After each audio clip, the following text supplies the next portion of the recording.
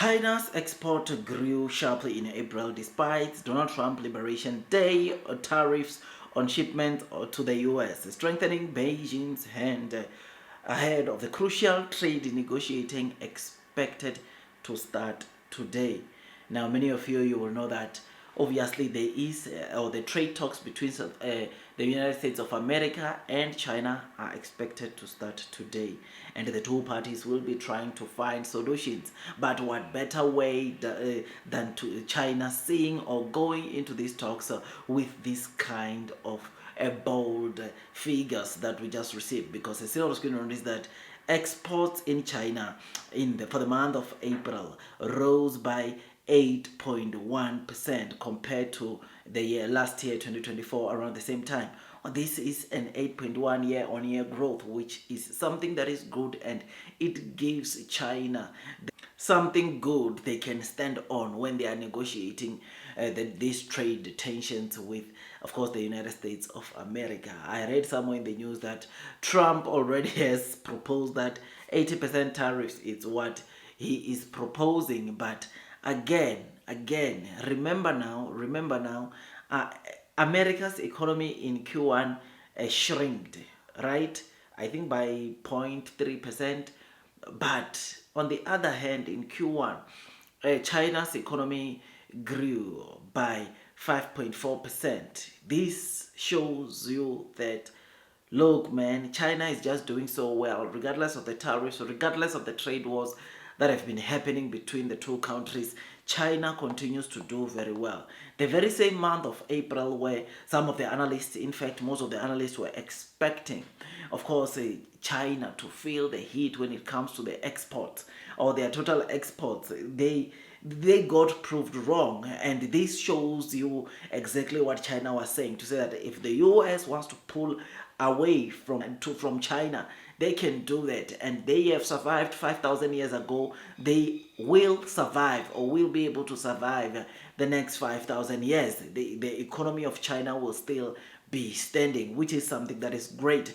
You will remember that President Putin of Russia, the president of Russia, said something very important, and he came and said, look, trying to stop or to slow down the economy of China is like trying to stop the sun from rising. And he was right, because have a look at what is happening right now. The economy in China is growing or continuing to grow so massively or so sharply. The exports which they are shipping or taking out to other countries, the figures just grew by 8.1%.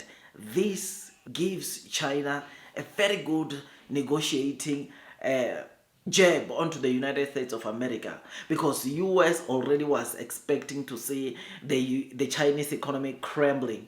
US was expecting already China to be begging on their knees to say that, please forgive us, we will try to obviously mend, we will try to please you. But China is not backing down, which is the same thing that China has been saying ever since, to say that they are willing to fight till the end. China's economy continues growing regardless of tariffs. China's exports continue rising regardless of tariffs, and this America seeing this, I'm sure they regret the move which they take, because not only is this move going to hurt, of course, or going to make Trump administration not to get what they wanted from China, but it's making China even more smarter. I mean, one of the things that you will know that Trump did sometimes during the month of April, he restricted some of the chips, I think it was H20 chips, from NVIDIA to be shipped to, obviously, China, right, to try to slow down the growth, the technology, the artificial intelligence in China. But guess what? Huawei already made a chip similar to that one of NVIDIA H20, which was restricted. So can you see what is happening here? Instead of us seeing, obviously, China suffering, struggling because of the punishment that they are getting from the United States of America, China is only even rising even stronger. This is this very same thing that we saw last year when the US stopped the H100 NVIDIA chips to be shipped to China, China still managed to make or to thrive even further. DeepSeek was formed. I mean, car companies like NIO managed to start forming their own in-house autonomous driving chip. They cut their ties with NVIDIA because they realized that they can't really just fully depend on NVIDIA.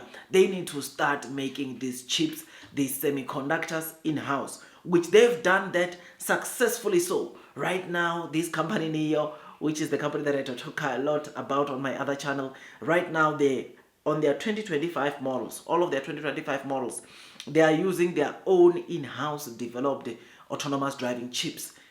They've cut NVIDIA completely, which this, my friends, shows you that the very same punishment, the very same maybe things that the US do or maybe instructs trying to hurt China, it's not doing any harm to China, but in fact, it's making China to be much more stronger. Because right now in China, we've got quite a number of companies that are even going to deploy and develop, do R&Ds on chips, trying to build their own chips that they use on their products and not fully depend onto the chips that they get from companies like NVIDIA, companies like Qualcomm, companies like Intel. They are trying to build their own chips. I mean, just this morning when I woke up, I was reading a very interesting article coming from Huawei. Huawei, you know that they've got the laptops, right? And apparently they have developed a chip for their laptop that is able to do or enhance the performance of the laptop, which therefore means that the chips that they were using, they are not as powerful as the chips that they just developed, which is something that is great. And again, this shows you where China is headed. So this Chinese growth, economic growth, these exports numbers growing in China, I think it's a good thing going to these negotiations, because China won't be on their knees, because they know they are doing well regardless of the tariffs.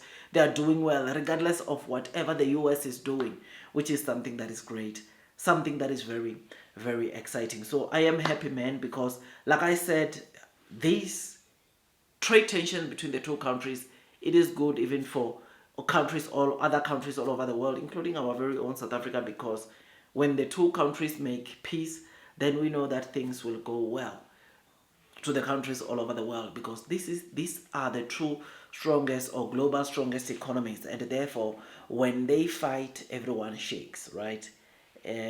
So yeah, man, it's happening, and I thought I'd come and give you this quick update. Tell me what you think about this. I think we just need to keep a close eye on what's happening between China and the US. But personally, I think that obviously China is going to these negotiations with a better chance to negotiate, because what better way than to start negotiating with presenting these numbers to the United States of America to say that, look, if you did not know, our exports grew by 8.1%. Our GDP grew by 5.4%. This is the way to start the negotiations, because when they present these figures, they will start, or they will put it from the get-go that, look, it's not like we are not doing well without you guys or without the United States of America. We will still flourish, we will still do well, and the figures are proving so that we are doing indeed very well, which is not exactly the same thing you can say about the US. But anyways, I just thought I'd give you this quick update.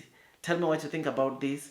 Like, share, subscribe, hit that notification bell so that at least you get notified by YouTube every time I drop a new content. It takes me some time to make these videos, and all I ask from you is to give it a thumbs up so that at least it can be spread out and people know what's happening, because it is important that everyone in this world knows at least, or get to see or hear these updates between the two global strongest economies in terms of these trade tensions, right? So like, share, subscribe. I'll see you on the next one, and God bless you all.